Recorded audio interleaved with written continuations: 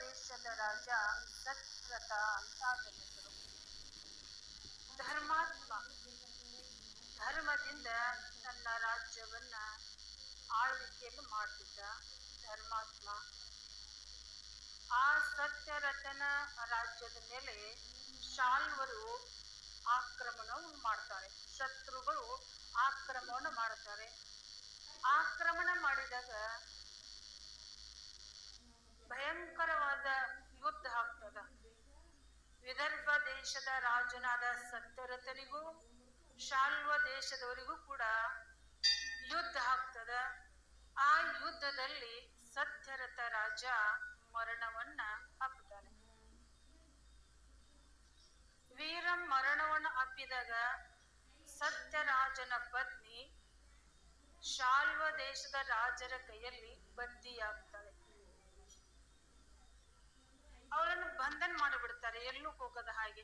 ರಾಜನ ಪತ್ನಿಯನ್ನು ಬಂಧನ ಮಾಡಿದಾಗ ರಾತ್ರಿ ಏನ್ ಮಾಡ್ತಾಳೆ ಅಂತಂದ್ರೆ, ಸತ್ಯರಥನ ಪತ್ನಿ ಹೇಗೋ ರಾತ್ರಿ ಸಮಯದಲ್ಲಿ ಎಲ್ಲರೂ ಮಲಗಿರ್ತಾರ, ಆವಾಗ ಅವರಿಂದ ತಪ್ಪಿಸ್ಕೊಂಡು ಓಡಿ ಹೋಗ್ಬಿಡ್ತಾಳೆ. ಅರಣ್ಯದ ಕಡೆ ಓಡಿ ಹೋಗ್ತಾಳೆ. ಅರಣ್ಯದ ಕಡೆ ಓಡಿ ಹೋದಾಗ ರಾತ್ರಿ ಎಲ್ಲಾ ನಡೀತಾಳೆ ರಾಣಿ. ಆದ್ರೆ ರಾಣಿ ತುಂಬಾ ಗರ್ಭವತಿ ಇರ್ತಾಳೆ. ರಾತ್ರಿ ಎಲ್ಲ ಅರಣ್ಯದಲ್ಲಿ ನಡೀತಾಳೆ. ಕೊನೆಗೆ ಸೂರ್ಯೋದಯ ಆಗ್ತದ. ಸೂರ್ಯೋದಯ ಆದಾಗ ಅಲ್ಲೊಂದು ಗಿಡ ಇರ್ತದ, ಒಂದು ಸರೋವರ ಇರ್ತದ, ನೀರಿನ ಸರೋವರ. ಆ ಸರೋವರ ಸ್ವಲ್ಪ ದೂರ ಇರ್ತದ. ಒಂದು ಗಿಡದ ಬುಡಕ್ಕ ನೆರಳಿಗೆ ಆ ಗಿಡದ ಮರದ ಕೆಳಗ ಮಗುವಿಗೆ ಜನ್ಮ ಕೊಡ್ತಾಳೆ ರಾಣಿ. ಜನ್ಮ ಕೊಟ್ಟಾಗ ರಾತ್ರಿ ಎಲ್ಲ ಓಡಿ ನಡೆದು ಬಾಯಾರಿಕೆ ಆಗಿರ್ತದ. ರಾತ್ರಿಯಲ್ಲಿ ನೀರು ಸಿಗೋದಿಲ್ಲ ರಾಣಿಗೆ. ಬೆಳಗಿನ ಜಾವದಲ್ಲಿ ಮಗುವಿಗೆ ಜನ್ಮ ಕೊಡ್ತಾಳ. ಗಂಡು ಮಗುವಿನ ಜನನ ಆಗ್ತದ. ನೀರಡಿಕೆ ಆಗ್ತದೆ ಅವಳಿಗೆ. ನೀರಡಿಕೆ ಆದಾಗ ನೀರು ಕುಡಿಬೇಕು ಅಂತ ತಿಳ್ಕೊಂಡ ಅಲ್ಲಿ ಸರೋವರಕ್ಕೆ ಹೋಗ್ತಾಳ. ಸರೋವರದೊಳಗೆ ಇಳಿದ ನೀರು ಕುಡಿಬೇಕಂತೇಳಿ ನೀರು ಕುಡಿಯುವಾಗ ಆ ಸರೋವರದಲ್ಲಿ ವಾಸ ಆಗಿರ್ತಕ್ಕಂಥ ಯಾವ ಮೊಸಳಿ ಅವಳನ್ನು ನುಂಗಿ ಬಿಡ್ತದ. ನುಂಗಿದಾಗ ಮಗು ಅನಾಥ ಆಗ್ತದ. ಅನಾಥ ಆದ್ಮೇಲೆ ಭಗವಾನ್ ಶಂಕರ ಏನ್ ಮಾಡ್ತಾನೆ ಅಂತಂದ್ರೆ, ಸ್ವಯಂ ಆ ಮಗುವನ್ನ ರಕ್ಷಣೆಯನ್ನು ಮಾಡ್ತಾನೆ. ಅದು ನಿರ್ಜನವಾದ ಪ್ರದೇಶ, ಅಲ್ಲಿ ಯಾರೂ ಇರುವುದಿಲ್ಲ. ಆ ಮಗುವಿನ ರಕ್ಷಣೆ ಮಾಡ್ತಾ ಅಲ್ಲೇ ನಿಂತ್ಕೊಳ್ತಾನೆ. ದೈವ ಯೋಗದಿಂದ ಒಬ್ಳು ಬ್ರಾಹ್ಮಣಿ ಹೆಣ್ಮಗಳು ತನ್ನ ಮಗುವನ್ನ ಮಡಿಲಲ್ಲಿ ಎತ್ಕೊಂಡು ಆ ಕಡೆಯಿಂದ ಬರ್ತಾಳೆ. ಬರುವುದನ್ನ ಭಗವಾನ್ ಶಂಕರ ನೋಡಿ ಅದೃಶ್ಯ ಆಗಿ ಹೋಗ್ಬಿಡ್ತಾನೆ, ಮಾಯಾಗಿ ಹೋಗ್ಬಿಡ್ತಾನೆ. ಆ ಮಗು ಅಳ್ತಿರ್ತದ. ಆ ಮಗು ಅಳುವ ಧ್ವನಿಯನ್ನು ಕೇಳ್ತಾಳೆ ಆ ಹೆಣ್ಮಗಳು. ಅವಳಿಗೂ ಒಂದು ಗಂಡು ಮಗು ಇರ್ತದ. ಆ ಗಂಡು ಮಗುವನ್ನ ಎತ್ಕೊಂಡು ಬಂದು ಆ ಮಗುವಿನ ಹತ್ರ ಬಂದು ನೋಡ್ತಾಳ.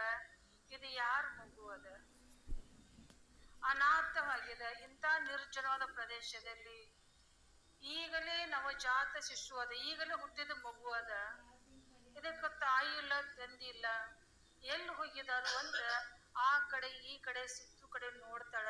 ಅಲ್ಲಿ ಯಾರು ಕಾಣುದಿಲ್ಲ ಅವಳಿಗೆ. ಆ ಬ್ರಾಹ್ಮಣಿ ಹೆಣ್ಮಗಳಿಗೆ ಯಾರು ಕಾಣೋದಿಲ್ಲ. ಅವಾಗ ಏನ್ ಮಾಡ್ತಾಳೆ ಅಂತಂದ್ರೆ, ಆ ಅಳತಕ್ಕಂತ ಮಗುವನ್ನ ತಗೊಳ್ಬೇಕು, ಎತ್ಕೋಬೇಕಂತ ಹೋಗ್ತಾಳ. ಅವಳ ಮನುಷ್ಯನೊಳಗೆ ಏನ್ ಬರ್ತದ ಅಂತಂದ್ರ, ಇದು ಯಾರ ಮಗು, ಯಾವ ಜಾತಿದು, ಯಾವ ಕುಲ, ಯಾವ ಗೋತ್ರ, ಇದನ್ನ ಈ ಮಗುವನ್ನ ನಾ ಹೇಗ್ ಮುಟ್ಟಬೇಕು ಅಂತ ತಿಳ್ಕೊಂಡ ಹಿಂದೆ ಸರಿತಾಳೆ ಹೆಣ್ಮಗಳು. ಭಗವಾನ್ ಶಂಕರ ಅಲ್ಲಿ ಭಿಕ್ಷುಕನಾಗಿ ಬರ್ತಾನೆ. ಭಿಕ್ಷುಕನಾಗಿ ಬಂದು, ಹೇ ಬ್ರಾಹ್ಮಣಿ, ಆ ಹೆಣ್ಮಗಳು ಹೇಳ್ತಾಳೆ, ಹೇ ಬ್ರಾಹ್ಮಣಿ, ನೀನು ಯಾಕೆ ಚಿಂತೆ ಮಾಡಕತ್ತಿದಿ? ಏನ್ ವಿಚಾರ ಮಾಡಕತ್ತಿದಿ? ಈ ಮಗು ಯಾರ್ದು, ಯಾವ ಕುಲ, ಯಾವ ಮಗು ಯಾರ್ದು ಅಂತಂದ್ರ ವಿದರ್ಭ ದೇಶದ ಸತ್ಯರಥನ ಮಗ ಇದು, ರಾಜನ ಮಗ ಇದು. ಆ ರಾಜ ಆ ಯುದ್ಧ ಭೂಮಿಯಲ್ಲಿ ಸಾವನ್ನಪ್ಪಿದಾನ. ಆತನ ತಾಯಿ ಶತ್ರುಗಳ ಕಡೆಯಿಂದ ತಪ್ಪಿಸಿಕೊಂಡು ಬಂದು ಈ ಅರಣ್ಯದಲ್ಲಿ ಮಗುವಿಗೆ ಜನ್ಮ ಕೊಟ್ಟು ಅವಳು ಕೂಡ ಈ ನೀರನ್ನು ಕುಡಿಯಾಕ ಹೋದಾಗ ಆ ಸರೋವರದಲ್ಲಿ ಅವಳನ್ನು ಮೊಸಳೆ ನುಂಗಿ ಬಿಟ್ಟದ. ಈ ಮಗು ಅನಾಥ ಆಗಿದೆ. ಈ ಮಗು ಹುಟ್ಟಿರ್ತಕ್ಕಂಥ ನಕ್ಷತ್ರ, ವಾರ, ತಿಥಿ ಎಲ್ಲವೂ ಶುಭ ಅದ. ಯಾವುದು ಅಶುಭ ಅನ್ನೋದಿಲ್ಲ, ಯಾವುದು ಕೆಟ್ಟದ ಅನ್ನೋದಿಲ್ಲ. ಎಲ್ಲವೂ ಒಳ್ಳೆ ನಕ್ಷತ್ರನ ಅದ, ವಾರ ತಿಥಿ ಎಲ್ಲವೂ ಒಳ್ಳೆದನ ಅದ. ನೀ ಏನ ವಿಚಾರ ಮಾಡಕ್ ಹೋಗ್ಬೇಡ. ಈ ಮಗುವನ್ನ ನೀನು ತೆಗೆದುಕೊಂಡು ಜೋಪಾನ ಮಾಡುವಂತ ಸ್ವಯಂ ಪರಮಾತ್ಮ ಆ ಬ್ರಾಹ್ಮಣಿ ಹೆಣ್ಮಗಳಿಗೆ ಹೇಳ್ತಾನ. ಹೇಳಿದಾಗ ಆಯ್ತು ವಿಚಾರ ಮಾಡ್ತಾಳ, ಈ ಭಿಕ್ಷುವರ್ಯ ಸಾಮಾನ್ಯ ಅಲ್ಲ, ಪರಮಾತ್ಮನ ಈ ಭಿಕ್ಷು ರೂಪದಲ್ಲಿ ಬಂದಿರಬೇಕು. ಇಷ್ಟೆಲ್ಲ ಹೇಳಾಕತ್ತ ನನಗ. ದೈವ ಯೋಗದಿಂದ ನಾನು ಇಲ್ಲಿ ಬಂದೆ, ಈ ಭಿಕ್ಷುವರ್ಯನು ಇಲ್ಲಿಗೆ ಬಂದ. ಆಮೇಲೆ ಈ ಮಗುವಿನ ಬಗ್ಗೆ ಎಲ್ಲ ಹೇಳ್ತಾನಂತಂದ್ರೆ ಇದು ಸಾಮಾನ್ಯ ಅಲ್ಲ ಅಂತ ವಿಚಾರ ಮಾಡಿದ್ಲು ಅವಳು. ವಿಚಾರ ಮಾಡಿ ಒಂದು ಪ್ರಶ್ನೆ ಕೇಳ್ತಾಳೆ. ಹೇ ಭಿಕ್ಷುವರ್ಯ, ಹೇ ಮಹಾತ್ಮ, ಹೇ ಸನ್ಯಾಸಿ, ಈ ಮಗು ಹುಟ್ಟಿದ ತಕ್ಷಣ ತಾಯಿನೂ ಕಳ್ಕೊಂತು, ತಂದೆನೂ ಕಳ್ಕೊಂತು. ಯಾವ ಕಾರಣಕ್ಕಾಗಿ ತನ್ನ ತಾಯಿ ತಂದೆನೂ ಕಳ್ಕೊಂತು? ಈತನ ತಂದೆ ಹಿಂದೆ ಯಾವ ಕರ್ಮವನ್ನ ಮಾಡಿದ್ದ? ಎಲ್ಲಾ ರಾಜ್ಯ ಭೋಗಗಳು ಇದ್ದರೂ ಕೂಡ, ಒಂದು ರಾಜ್ಯದ ರಾಜನಾದರೂ ಕೂಡ ಅಂತ ರಾಜ್ಯದ ವೈಭವದಲ್ಲಿ ಸುಖವನ್ನು ಅನುಭವಿಸ್ತಕ್ಕಂಥ ರಾಜ ಇವತ್ತ ಮರಣವನ್ನ ಅಪ್ಪಿದಾನಲ್ಲ, ಯಾವ ಕಾರಣಕ್ಕಾಗಿ? ಈತನ ತಾಯಿಯೂ ಕೂಡ ಈತನ ತಾಯಿಯನ್ನು ಕೂಡ ಮೊಸಳೆ ನುಂಗಿ ಹಾಯ್ತಲ್ಲ, ಏನ ಕಾರಣ? ಹುಟ್ಟಿದಾಕ್ಷಣ ಇದು ಅನಾಥ ಆಯ್ತಲ್ಲ ಮಗು, ಯಾಕೆ? ಅಷ್ಟೇ ಅಲ್ಲ, ನನ್ನ ಮಗುನು ಕೂಡ ಇಷ್ಟೊಂದು ದರಿದ್ರತನದಲ್ಲಿ ಯಾಕದ? ನನ್ನ ಮಗುನು ಹಿಂದಿನ ಜನ್ಮದಲ್ಲಿ ಯಾವ ಕರ್ಮ ಮಾಡಿದ? ಕರ್ಮ ಅಂದ್ರೆ ಇಲ್ಲಿ ಎರಡೂ ಬರ್ತದ, ಒಂದು ಪುಣ್ಯ ಒಂದು ಪಾಪ ಎರಡೂ ಬರ್ತದ. ಯಾವ ಪುಣ್ಯ ಕರ್ಮ ಮಾಡಿದ, ಯಾವ ಪಾಪ ಕರ್ಮ ಮಾಡಿದ ಅಂತ ಆ ಮಹಾತ್ಮನನ್ನ ಆ ಬ್ರಾಹ್ಮಣಿ ಹೆಣ್ಮಗಳು ಕೇಳ್ತಾಳೆ. ಕೇಳಿದಾಗ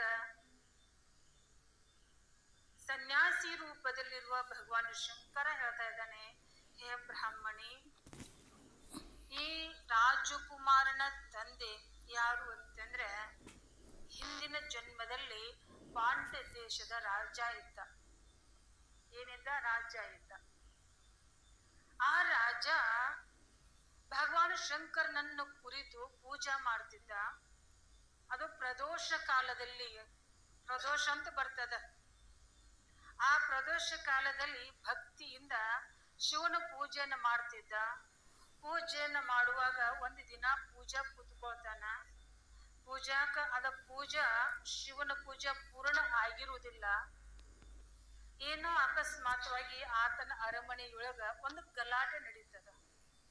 ಆ ಗಲಾಟೆ ಬಹಳ ದೀರ್ಘಕ್ಕೂ ಹೋಗ್ಬಾರ್ದು ಅನ್ನೋ ಉದ್ದೇಶದಿಂದ ರಾಜ ಏನ್ ಮಾಡ್ತಾನಂತಂದ್ರ ಆ ಪ್ರದೋಷ ಕಾಲದಲ್ಲಿ ಮಾಡ್ತಕ್ಕಂತ ಶಿವನ ಪೂಜೆಯನ್ನ ಬಿಟ್ಟು ಎದ್ದು ಹೋಗ್ತಾನೆ. ಎದ್ದು ಹೊರಗೆ ಹೋಗ್ತಾನೆ. ಎದ್ದು ಹೊರಗೆ ಹೋಗಿ ಮಂತ್ರಿ ಏನ್ ಮಾಡ್ತಾನಂತಂದ್ರ ಭಕ್ತೃವನ್ನ ಹಿಡ್ಕೊಂಡ್ ಬಂದಿರ್ತಾನ. ಯಾಕೆ ನೀವು ಬಾಯ್ ಮಾಡ್ತಾ ಇದ್ದೀರಿ, ಯಾವ ಕಾರಣಕ್ಕಾಗಿ ಅಂತ ರಾಜ ಕೇಳ್ತಾನ. ಅವಾಗ ಪಾಂಡ್ಯ ದೇಶದ ರಾಜನ ಮಂತ್ರಿ ಹೇಳ್ತಾನ, ಮಹಾರಾಜ ಈತನೇ ನೋಡಿ ನಿಮ್ಮ ಸಾಮಂತ ಅಂತ ಹೇಳ್ತಾನ ಮಂತ್ರಿ. ಅಂದಾಗ ರಾಜ ಹೇಳ್ತಾನ, ಇವನನ್ನ ಏನ್ ಮಾಡ್ರಿ ಅಂತಂದ್ರೆ ವಧೆ ಮಾಡ್ಬಿಡ್ರಿ ಅಂತೇಳಿ ಹೋಗ್ಬಿಡ್ತಾನ. ಯಾವ ಶತ್ರುವನ್ನ ವಧೆ ಮಾಡಿಬಿಡ್ತಾರೆ. ವಧೆ ಮಾಡಿದ್ಮ್ಯಾಗ ರಾಜ ಹೋಗಿ ಮತ್ತ ಆ ಭಗವಾನ್ ಶಂಕರನ ಪೂಜೆಯನ್ನ ಪೂರ್ಣ ಮಾಡ್ಬೇಕಲ್ಲ, ಮಾಡುವುದಿಲ್ಲ ಮಾಡುವುದಿಲ್ಲ. ಆತ ಹಾಗೆ ಅರಮನೆಗೆ ಹೋಗಿ ಊಟನೂ ಮಾಡ್ತಾನ. ಅವತ್ತು ಆ ಪ್ರದೋಷ ಕಾಲದಲ್ಲಿ ಮಾಡ್ತಕ್ಕಂಥ ಪೂಜೆಯನ್ನ ಪೂರ್ಣ ಮಾಡುವುದಿಲ್ಲ. ಹಾಗೆ ಅರಮನೆಗೆ ಹೋಗಿ ಊಟ ಮಾಡಿ ಆ ರಾತ್ರಿ ಮಲ್ಕೊಂಡ್ ಬಿಡ್ತಾನೆ ರಾಜ.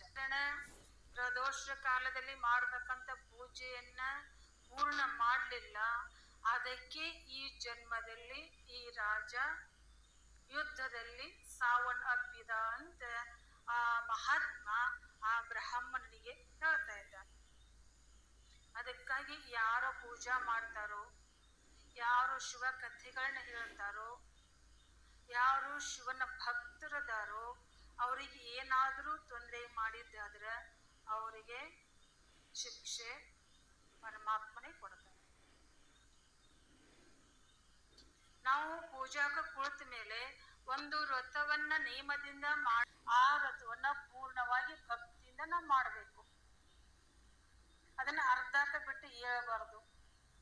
ಆ ವ್ರತದ ನಿಯಮ ಏನದ, ಆ ವ್ರತದ ಒಂದು ಪದ್ಧತಿ ಏನದಲ್ಲ, ಆ ಪದ್ಧತಿ ಪ್ರಕಾರವಾಗಿ ಅದನ್ನು ಪೂರ್ಣ ಮಾಡಿಯೇ ನಾವು ಹೇಳ್ಬೇಕು. ಎದ್ರೂ ಕೂಡ ಮತ್ತೆ ಅದನ್ನ ಪೂರ್ಣ ಮಾಡ್ಬೇಕು, ನಾವು ಅರ್ಧಕ್ಕೆ ಬಿಡಬಾರ್ದು. ಆ ಪ್ರದೋಷ ಕಾಲದಲ್ಲಿ ಮಾಡತಕ್ಕಂತ ಪೂಜೆಯನ್ನ ಅರ್ಧಕ್ಕೆ ಬಿಟ್ಟು ಹೋಗಿರ್ತಕ್ಕಂತ ಸತ್ಯರಥ ರಾಜ ಈಗ ಏನಾದ ಅಂತಂದ್ರ ತನ್ನ ಶತ್ರುಗಳ ಕೈಯಲ್ಲಿ ಸಾವನ್ನಪ್ಪುತ್ತಾನೆ. ಈ ರೀತಿಯಾಗಿ ಆ ಸನ್ಯಾಸಿ ಹೇಳ್ತಾನೆ. ಹಾಗಾದ್ರೆ ಈತನ ತಾಯಿ ಯಾವ ತಪ್ಪು ಮಾಡಿದ್ಲು ಅಂತ ಕೇಳ್ತಾಳ ಅವಳು ಬ್ರಾಹ್ಮಣಿ ಆ ಸನ್ಯಾಸಿಯನ್ನು. ಕೇಳಿದಾಗ ಆ ಸನ್ಯಾಸಿ ಹೇಳ್ತಾನ, ಹೇ ಬ್ರಾಹ್ಮಣಿ, ಈತನ ತಾಯಿ ಸರೋವರದಲ್ಲಿ ನೀರು ಕುಡಿಯಲು ಹೋಗಿ ಮೊಸಳೆಯ ಬಾಯಿಯಲ್ಲಿ ಸಿಕ್ಕು ಪ್ರಾಣ ಬಿಟ್ಟಿದ್ದಾಳಲ್ಲ, ಇವಳು ಹಿಂದಿನ ಜನ್ಮದಲ್ಲಿ ತನ್ನ ಸವತಿಯನ್ನ ಕಪಟದಿಂದ ಇವಳು ಕೊಂದಿದ್ದಾಳೆ. ಗಂಡಗ ಇಬ್ಬರು ಪತ್ನಿಯರು ಇರ್ತಾರಲ್ಲ, ಅವಳು ಸಣ್ಣವಳು ಚಿಕ್ಕವಳು, ಅವಳನ್ನು ಇವಳು ಕಪಟದಿಂದ ಮೋಸದಿಂದ ಕೊಂದಿದ್ದಾಳ. ಅದಕ್ಕಾಗಿ ಇವಳು ಮೊಸಳೆ ಬಾಯಿಯೊಳಗೆ ಸಿಕ್ಕ ಸಾಯ್ಬೇಕಾಯ್ತು ಅಂತ ಆ ಭಿಕ್ಷುವರ್ಯ ಬ್ರಾಹ್ಮಣಿಗೆ ಹೇಳ್ತಾನೆ. ಹಿರಿದಾಗ ಮುಂದೆ ಕೇಳ್ತಾಳ ಬ್ರಾಹ್ಮಣಿ, ಹೇ ಪರಮಾತ್ಮ, ಹೇ ಭಿಕ್ಷುವರ್ಯ ಮಹಾತ್ಮ, ಮತ್ತನ ಈ ನನ್ನ ಮಗ ಇಷ್ಟ ದರಿದ್ರನ ಆಗಕ್ ಕಾರಣ ಏನು? ಅಂದ್ರೆ ದರಿದ್ರ ಅಂತಂದ್ರೆ ಬಡತನದಲ್ಲಿ ಇರ್ಲಿಕ್ಕೆ ಕಾರಣ ಏನು? ಇವನಿಗೆ ಏನು ಇಲ್ಲಲ್ಲ ಅಂದಾಗ ಆ ಭಿಕ್ಷುವರೇ ಹೇಳ್ತಾನ, ಬ್ರಾಹ್ಮಣಿ, ನಿನ್ನ ಮಗ ಹಿಂದಿನ ಜನ್ಮದಲ್ಲಿ ಬರೇ ನಾನು ಬ್ರಾಹ್ಮಣ ಅಂತ ತಿಳ್ಕೊಂಡು ಎಲ್ಲಾರ್ದು ದಾನ ತಗೊಳ್ದ ಮಾಡ್ಯಾನ. ಎಲ್ಲಾರ್ದು ಬರೀ ತಗೊಳ್ದ ಮಾಡ್ಯಾನ, ಆದ್ರೆ ಅವ್ ಎಂದು ಯಾರಿಗೂ ದಾನ ಮಾಡಿಲ್ಲ, ಸತ್ಕರ್ಮ ಮಾಡಿಲ್ಲ, ಯಜ್ಞ ಹೋಮಗಳನ್ನ ಮಾಡಿಲ್ಲ, ಬರೀ ತಗೊಳ್ದ ಮಾಡಿದಾನ, ಅವ್ ಕೊಡುದು ಮಾಡಿಲ್ಲ. ಅದಕ್ಕಾಗಿ ಈ ಜನ್ಮದಲ್ಲಿ ದರಿದ್ರಾಗಿ ಹುಟ್ಟಿದಾನು ಅಂತ ಆ ಭಿಕ್ಷುವರ್ಯ ಬ್ರಾಹ್ಮಣಿ ಹೇಳ್ದ. ಹೇಳಿದಾಗ ಅವಾಗ ಇಷ್ಟೆಲ್ಲ ಹೇಳಿದ್ಮೇಲೆ ಆ ಸನ್ಯಾಸಿ ಹೇಳ್ತಾ ಇದ್ದಾನ, ಹೇ ಬ್ರಾಹ್ಮಣಿ, ಈ ಮಗುವನ್ನು ಕೂಡ, ಈ ರಾಜಕುಮಾರನನ್ನು ಕೂಡ ನಿನ್ನ ಮಗನಂತೆ ನೀನು ಇದನ್ನ ಜೋಪಾನ ಮಾಡು, ಲಾಲನೆ ಪೋಷಣೆಯನ್ನ ಮಾಡು ಅಂತ ಹೇಳ್ತಾ ಇದ್ದಾನ. ಅಷ್ಟ್ ಹೇಳಿ ಆ ಮಹಾತ್ಮ ಮಾಯಾಗಿ ಹೋಗ್ಬಿಡ್ತಾನೆ. ಮಾಯಾಗಿ ಹೋದ್ಮೇಲೆ ಆ ಬ್ರಾಹ್ಮಣಿ ಹೆಣ್ಮಗಳು ಆ ರಾಜಕುಮಾರನನ್ನ ಕರ್ಕೊಂಡು ತನ್ನ ಏಕಚಕ್ರ ಅನ್ನತಕ್ಕಂತ ಒಂದು ಸುಂದರ ಗ್ರಾಮ, ಅದು ಅವ್ರ ಹೆಸರೇನು ಏಕಚಕ್ರ ಅಂತ. ಆ ಏಕಚಕ್ರ ಒಂದು ಸಣ್ಣ ಹಳ್ಳಿ, ಸುಂದರದ ಗ್ರಾಮ. ಆ ಗ್ರಾಮದಲ್ಲಿ ಅವಳು ಮನೆ ಇತ್ತು. ತನ್ನ ಮನೆಗೆ ಬಂದ ಮ್ಯಾಗ ಆ ಎರಡೂ ಮಕ್ಕಳನ್ನ ಬಹಳ ಪ್ರೀತಿಯಿಂದ ಸಾಕಿದ್ಲು. ಸಾಕಿದ್ಮ್ಯಾಗ ಉಪನಯನ ಸಂಸ್ಕಾರ ಅಂತ ಇರ್ತದ. ಉಪನಯನ ಸಂಸ್ಕಾರ ಆದ್ಮೇಲೆ ಶಾಂಡಿಲ್ಯ ಋಷಿಗಳಿಂದ ಉಪನಯನ ಸಂಸ್ಕಾರಗಳನ್ನ ಮಾಡಿಸ್ತಾಳೆ. ಆಮೇಲೆ ಆ ಎರಡೂ ಮಕ್ಕಳನ್ನ ಶಿವನ ಪೂಜೆಯನ್ನ ಮಾಡ್ಲಿಕ್ಕೆ ಹಚ್ತಾಳೆ. ಭಗವಾನ್ ಶಂಕರನ ಪೂಜೆಯನ್ನ ಪ್ರೀತಿಯಿಂದ ಭಕ್ತಿಯಿಂದ ಪೂಜೆಯನ್ನ ಮಾಡಕ್ ಹಚ್ಚಿದಾಗ ಆ ಮಕ್ಕಳು ತಾಯಿ ಹೇಳಿದಂತೆಯೇ ಮಕ್ಕಳು ಕೂಡ ಶಿವನ ಭಕ್ತಿಯಲ್ಲಿ ತೊಡಗ್ತಾರೆ, ಪೂಜೆಯನ್ನ ಮಾಡ್ತಾರೆ. ಹೀಗೆ ಮಾಡ್ತಾ ಮಾಡ್ತಾ ದೊಡ್ಡವರಾಗ್ತಾರೆ. ದೊಡ್ಡವರಾದ್ಮೇಲೆ ಒಂದು ದಿನ ಏನಾಗ್ತದೆ ಅಂತಂದ್ರೆ, ಈ ಬ್ರಾಹ್ಮಣ ಕುಮಾರ, ಆ ಬ್ರಾಹ್ಮಣಿಯ ಮಗ ತನ್ನ ರಾಜಕುಮಾರನನ್ನ ಬಿಟ್ಟ ನದಿ ಸ್ನಾನಕ್ಕೆ ಹೋಗ್ತಾನ. ನದಿ ಸ್ನಾನಕ್ಕೆ ಹೋದಾಗ ಅಲ್ಲಿ ಆತನಿಗೆ ಒಂದು ಬಂಗಾರ ತಂಬಿಗೆ ಹತ್ತದ. ಆ ತಂಬಿಗೆ ಒಳಗೆ ಸಂಪೂರ್ಣ ಬಂಗಾರ ತುಂಬಿರ್ತದ. ಆ ಬಂಗಾರದ ತಂಬಿ ತಗೊಂಡ ಮನೆಗೆ ಬರ್ತಾನ. ಆ ಮನೆಗೆ ಬಂದ್ಮೇಲೆ ಈ ರಾಜಕುಮಾರ ಮತ್ತು ಯಾವ ಬ್ರಾಹ್ಮಣನ ಹೆಣ್ಮಗಳು ಇಬ್ರು ಅಣ್ಣ ತಮ್ಮ ಕೂಡಿ ಅರಣ್ಯಕ್ಕೆ ಹೋಗ್ತಾರ. ಅರಣ್ಯಕ್ಕೆ ಹೋದ್ಮ್ಯಾಗ ಅರಣ್ಯದೊಳಗೆ ಬೇಟೆಯಾಡಕದು ಹೋಗ್ತಾರ. ಹೋದ್ಮ್ಯಾಗ ಅಲ್ಲಿ ಗಾಂಧರ್ವ ಅಂತ ಒಬ್ಬ ವ್ಯಕ್ತಿ ಇರ್ತಾನ. ಆ ಗಾಂಧರ್ವ ನಾವು ಏನ್ ಮಾಡ್ತಾನಂತಂದ್ರ ತನ್ನ ಮಗಳನ್ನ ರಾಜಕುಮಾರನಿಗೆ ಕೊಟ್ಟು ಮದುವೆಯನ್ನು ಮಾಡ್ತಾನ. ಮದುವೆಯನ್ನ ಮಾಡಿದಾಗ ಆ ರಾಜಕುಮಾರನ ಹೆಸರು ಏನು ಅಂತಂದ್ರ ಧರ್ಮಗುಪ್ತ ಅಂತ ರಾಜಕುಮಾರನ ಹೆಸರು. ಆತ ಪುನಃ ಎಲ್ಲಿ ರಾಜನಾಗ್ತಾನಂತಂದ್ರ ಅದೇ ವಿದರ್ಭ ದೇಶಕ್ಕ ರಾಜನಾಗಿ ಶಿವಭಕ್ತನಾಗಿ ಆ ಯಾವ ಬ್ರಾಹ್ಮಣಿ ಹೆಣ್ಮಗಳು ಏನ ಆ ಮಗುವನ್ನ ಪ್ರೀತಿಯಿಂದ ಲಾಲನೆ ಪಾಲನೆ ಪೋಷಣೆಯನ್ನು ಮಾಡಿದ್ಲಲ್ಲ ಅವಳೇ ರಾಜಮಾತೆ ಆಗ್ತಾಳೆ. ಇಬ್ರು ಅಣ್ಣ ತಮ್ಮ ಪ್ರೀತಿಯಿಂದ ರಾಜ್ಯಭಾರವನ್ನು ಮಾಡ್ತಾರೆ. ಭಗವಂತನ ಭಕ್ತಿಯನ್ನು ಮಾಡ್ತಾರೆ. ಯಾರು? ಬ್ರಾಹ್ಮಣಿಯ ಮಗ ಆ ರಾಜಕುಮಾರ ಆನಂದವಾಗಿ ಸುಖವಾಗಿ ಅಲ್ಲಿ ಇರ್ತಾರೆ. ಯಾರು?